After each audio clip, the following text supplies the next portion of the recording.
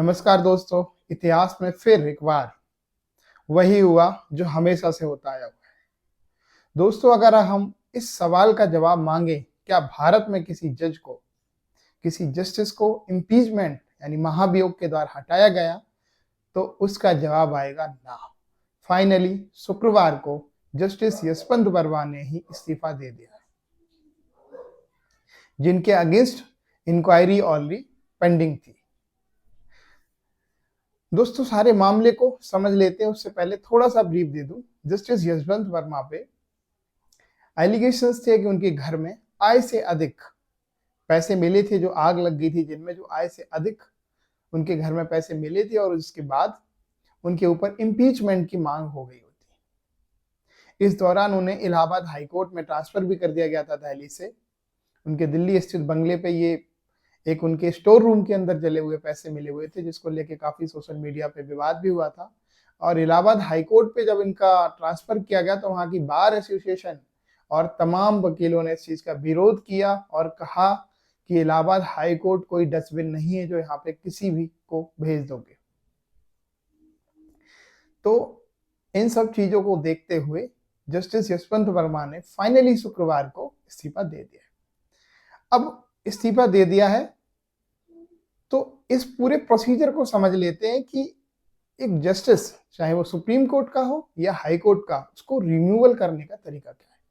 तो मैं आपको बता दूं, हाई कोर्ट और सुप्रीम कोर्ट के जजेस को रिमूवल करने का तरीका है वो आर्टिकल 124 सबसेक्शन 4 सुप्रीम कोर्ट के जज के रिमूवल की बात करता है, और आर्टिकल 218 यानी 218 हाई कोर्ट के जजेस की रिमूवल की बात करता है इम्पीचमेंट के आधार पर। और जो रीजन होगा वो प्रूवन मिसबिहेवियर एंड इनकैपेसिटी होगा। यानी दो ही चीजें हैं, आप ये तो उनको कदाचार के आधार पे और असमर्थता के आधार पे हाई कोर्ट और सुप्रीम कोर्ट के जजेस को रिमूव कर सकते हो।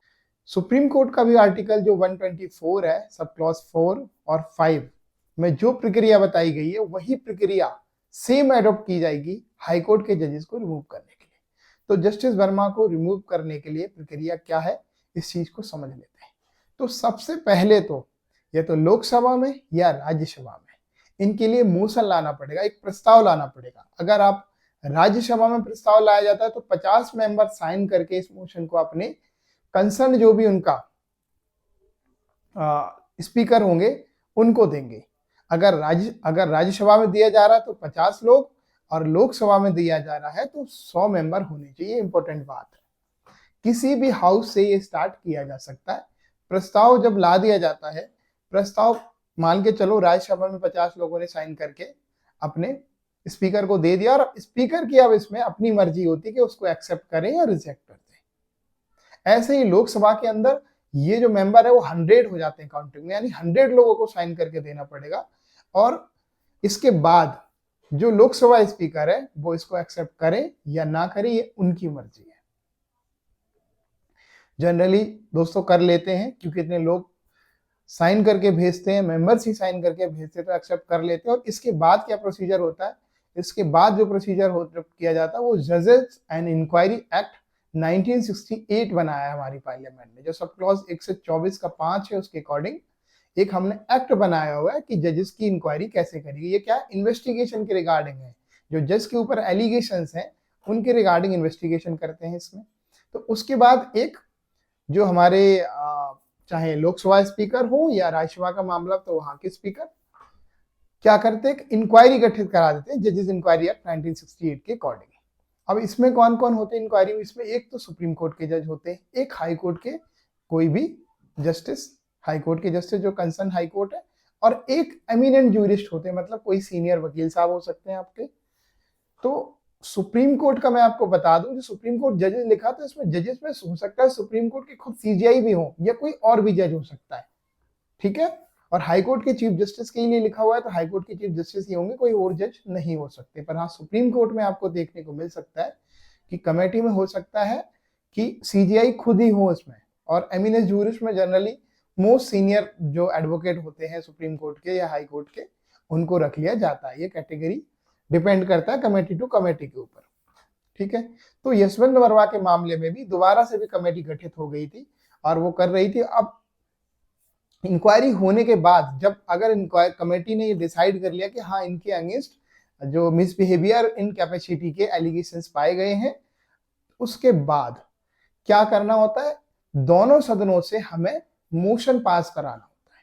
और दोनों सदनों से मोशन पास कराना होता है, वो भी कौन सी मेजोरिटी, स्पेशल मेजोरिटी होती है। और स्पेशल मेजोरिटी में भी कितना, 50% से प्लस होना चाहिए। यानी टोटल मेंबर जो है, जितनी स्ट्रेंथ है उसकी सदन की, मानो आज के टाइम अगर मैं बात करूं, राज्यसभा की टोटल स्ट्रेंथ आज के टाइम पे बात करी जाए तो मैक्सिमम 250 हो सकते हैं, पर आज के टाइम 245 मेंबर हैं राज्यसभा में।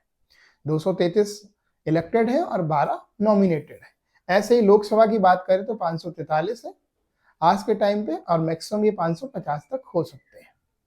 तो जो 543 लोकसभा में है और राज्यसभा में जो 245 है, इनका आधे से अधिक होना चाहिए। एक तो ये चीज, यानी 245 का आधा प्लस 1, ठीक है। ऐसे ही लोकसभा का आधा, यानी 543 का आधा प्लस 1, इतना होना चाहिए। पहली कंडीशन तो ये है स्पेशल मेजोरिटी में, कि इतना नंबर, तो इतने लोगों को तो वोटिंग करके ये देना ही है। अब ये जो वोटिंग हुई है, ये भी 2/3 से ज्यादा होनी चाहिए, मतलब प्रेजेंट और वोटिंग का, यानी प्रेजेंट हो इससे कोई फर्क नहीं पड़ता, प्रेजेंट के साथ साथ उन्होंने वोटिंग भी करी हो। यानी मैं आपको अगर एग्जांपल से समझाऊं, एक तो आधे से ज्यादा होना चाहिए पहली कंडीशन, दूसरी प्रेजेंट और वोटिंग का 2/3 होना चाहिए। तो प्रेजेंट और वोटिंग का 2/3 मतलब ये है कि मान के चलो आज मेंबर 500 है, तो 500 का 2/3 ने वोटिंग करी हो और वो प्रेजेंट भी हो। अब उनका जो निकल के आएगा, अब उसको आपको ये देखना है कि ये आधे से अधिक हो रहा है या नहीं हो रहा है। जब वो आधे से अधिक हो रहा है तभी इस मोशन को पास माना जाएगा। तो इतनी जटिल प्रक्रिया है। इस महाभियोग को प्रूव होने से पहले ही जस्टिस वर्मा ने इस्तीफा फाइनली दे दिया है। अब मैं दोस्तों आपको बताऊं कि इतना टफ क्यों बनाया गया है इसको। तो अगर इसका पॉजिटिव एस्पेक्ट देखें तो ये कि जुडिशरी इंडिपेंडेंट काम कर सके। अगर इतना टफ ना बनाया जाए, बहुत इजी बना देते तो कभी सरकार इनको हटा देती, कभी भी मोशन पास हो जाता बहुत इजी तरीके से। तो इन चीजों को देखते हुए इस चीज को इतना टफ बनाया गया है। तो अब एक चीज और निकल के आती है, इससे पहले किसी के और ऊपर भी इस तरह का महाभियोग चलाया था और उन्होंने इंक्वायरी के टाइम पे इस्तीफा दे दिया? तो हाँ बिल्कुल, सौमित्र सेन जो हमारे कलकत्ता हाईकोर्ट के जज साहब थे, उन्होंने दिया था। पीडी करके एक जस्टिस थे असम सिक्किम के chief justice of high court Sikkim थे, उन्होंने भी इस्तीफा दे दिया था इसी तरह से महाभियोग प्रूव होने से पहले। और तीसरी अब हमारे जज साहब जो है जस्टिस यशवंत वर्मा हो जाते हैं।